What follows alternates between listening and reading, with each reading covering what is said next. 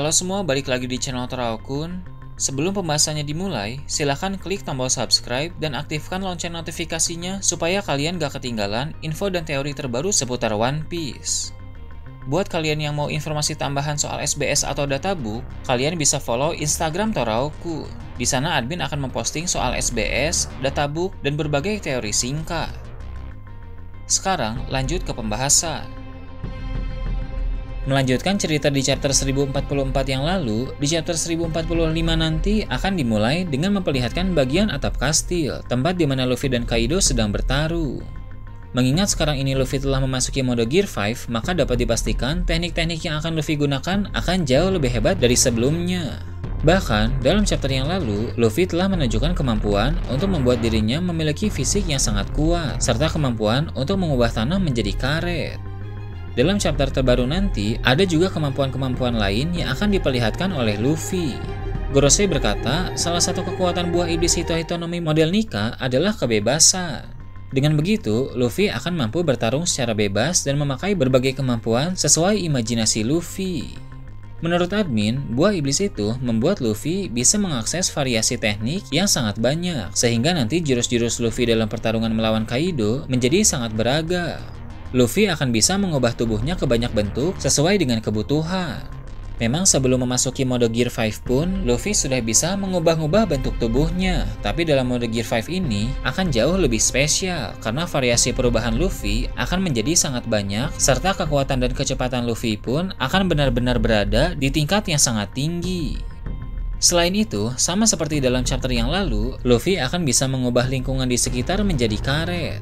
Jika dalam chapter yang lalu Luffy hanya mengubah sedikit tanah menjadi karet, nanti dalam chapter terbaru Luffy akan mengubah lebih banyak lagi dengan jangkauan yang lebih luas. Karet-karet itu dapat dipakai untuk macam-macam keperluan, seperti dijadikan tameng, dipakai untuk menyerang, dan lain sebagainya. Tampaknya Luffy juga akan bisa menggunakan teknik-teknik api yang sangat kuat. Nika merupakan dewa matahari, jadi wajar jika Luffy sebagai pengguna buah iblis Nika akan mampu menggunakan berbagai teknik api yang luar biasa. Bahkan saat ini saja, rambut Luffy tampak sudah berapi, dan di tubuh Luffy juga ada semacam uap panas. Hal tersebut akan membuat Kaido menjadi sangat terdesak, karena kekuatan Luffy telah benar-benar meningkat.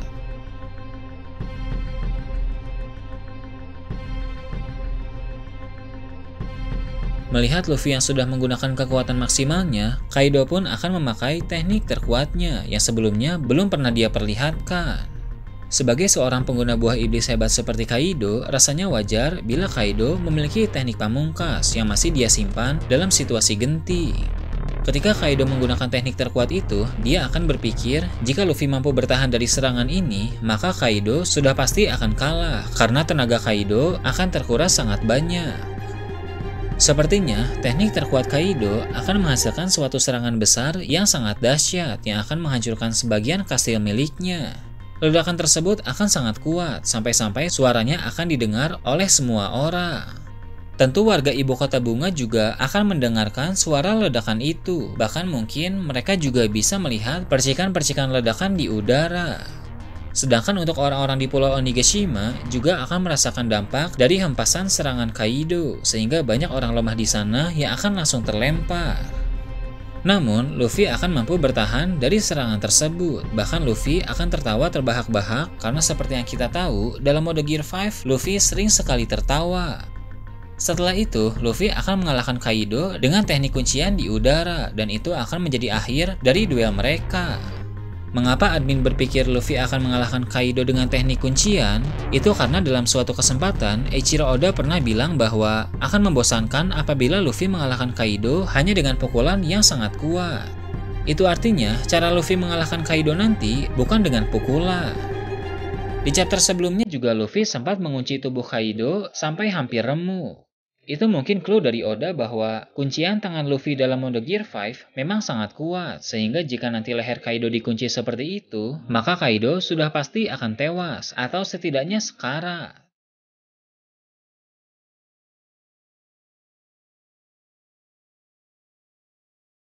Setelah Kaido kalah, tubuh Kaido akan jatuh ke bawah, mungkin di sekitar area lantai pertunjukan.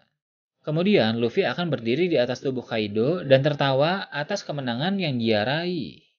Orang-orang di sana pun akan bersorak untuk Luffy karena pada akhirnya Luffy berhasil memenangkan pertarungan.